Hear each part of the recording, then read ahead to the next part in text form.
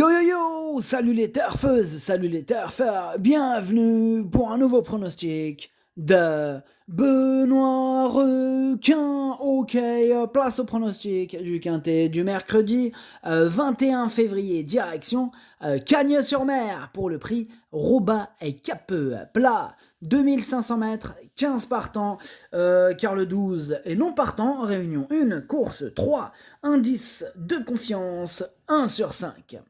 Alors cette vidéo, je la tourne avant l'arrivée du quintet de ce mardi et je reviendrai dessus demain. Ok, c'est parti, on commence le pronostic et on commence avec le numéro 1, Palus Argenteus, et on écoute Christophe Escuder. Palus Argenteus n'est pas encore à 100% de ses moyens, mais il est en plein progrès. Ces deux courses lui ont fait du bien.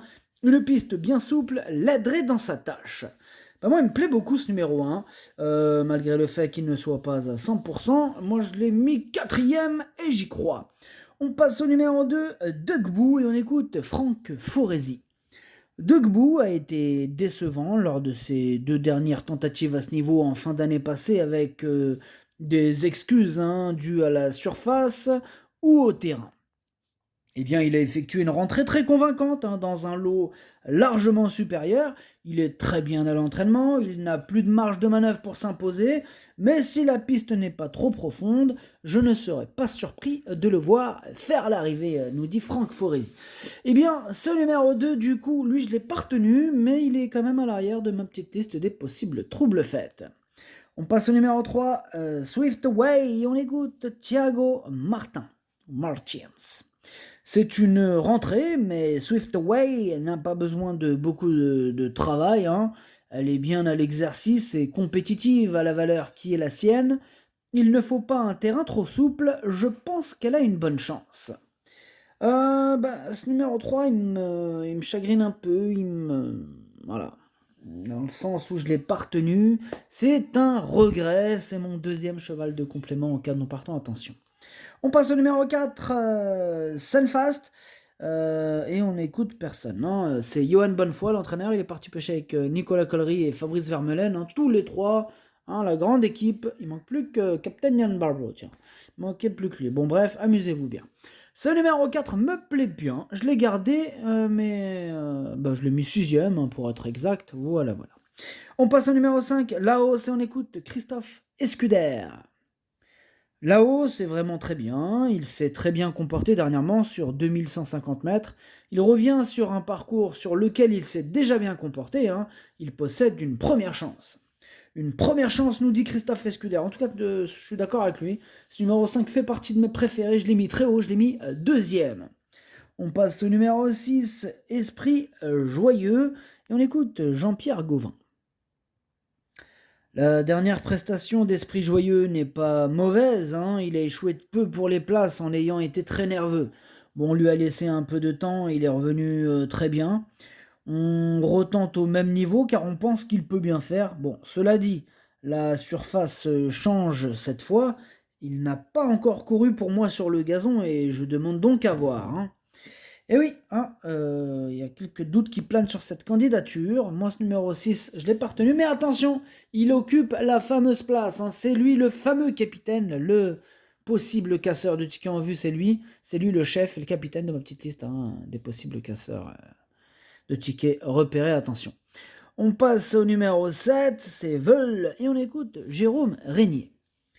On y va avec de la confiance, Veul est dans un bel état de forme et reste sur un succès sur ce parcours. Alors certes, elle a été pénalisée de 4,5 kg, mais j'espère l'avoir réitérée. Même si elle change de catégorie en étant pénalisée, elle s'était imposée facilement.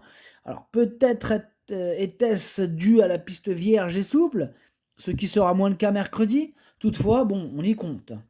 Ouais, en tout cas, ce numéro 7, je l'ai gardé, je l'ai mis 5ème. On passe au numéro 8, Concerto, et on écoute Miroslav Rulek.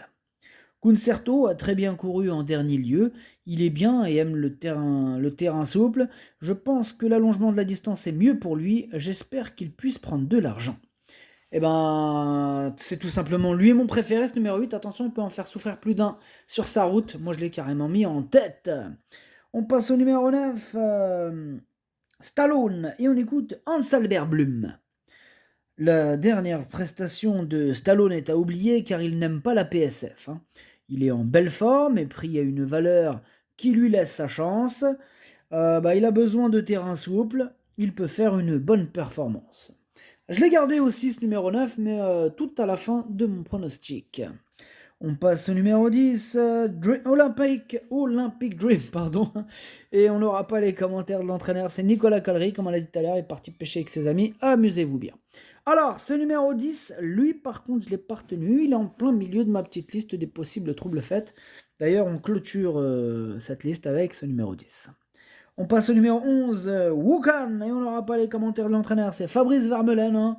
Comme on l'a dit tout à l'heure, il est parti s'amuser avec ses amis à la pêche, amuse-toi bien. Alors, ce numéro 11, lui je l'ai retenu, mais plutôt en bout de combinaison. On passe au numéro 12, qui est non partant. On enchaîne donc direct sur le 13, Manada, et on écoute Stéphane Richter. Manada est une toute nouvelle recrue à l'écurie, elle a bien géré sa dernière course et s'en sort bien à l'entraînement. Elle a montré sa meilleure valeur sur PSF, donc nous sommes un peu prudents quant à son évaluation sur le gazon. Ouais, on est prudent. En tout cas, ce numéro 13, c'est celui qui m'embête le plus. C'est lui mon gros regret. C'est lui mon cheval de complément en cas de non partant. Attention possible, car ça, j'en vu. On passe au numéro 14. C'est Clay et on écoute Édouard Montfort.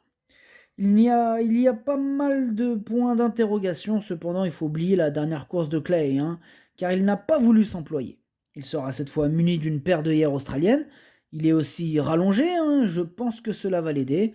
Cependant, j'ai besoin de le voir courir pour en savoir un peu plus pour la suite. Il a besoin de rassurer.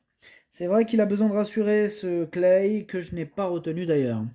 On passe au numéro 15, Catch the Stars, et on écoute Fabien Xavier Weissmeyer. Nous espérons que Catch the Stars pourra effacer son dernier échec, qui n'en est d'ailleurs pas un, car un de ses fers mal positionné lui a fait mal au pied. Bon, cela n'est plus qu'un mauvais souvenir, car il a travaillé normalement en vue de cette épreuve, et nous pensons qu'il va prendre de l'argent. Si tu le penses, Fabien, c'est bien, il faut avoir un peu d'espoir dans la vie. Moi, ce numéro 15, pour ma part, je ne l'ai pas retenu.